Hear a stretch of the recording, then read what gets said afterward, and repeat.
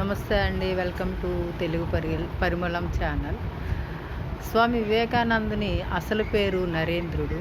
ఆ నరేంద్రుని యొక్క తల్లి భువనేశ్వరి దేవి తన కుమారుడికి అసమాన రీతిలో బోధించేదటండి. ఒకసారి స్కూల్లో చదువుతున్నప్పుడు స్వామిది ఎలాంటి తప్పు లేకపోయినా వాళ్ళ యొక్క ఉపాధ్యాయుడు నరేన్ని దండించాడంట. భూగోళ శాస్త్రం బోధించే ఉపాధ్యాయుడు అతన్ని ఒక ప్రశ్న అడిగాడట. నరేంద్రుడు సరిగానే జవాబు చెప్పాడు. కానీ ఉపాధ్యాయుడు నరేంద్రుని జవాబు తప్పు అని భావించి అతన్ని దండించాడంట. కానీ నరేంద్రుడు నేను చెప్పిందే కరెక్ట్ అని చెప్పేసి ఖచ్చితంగా చెప్పాడు.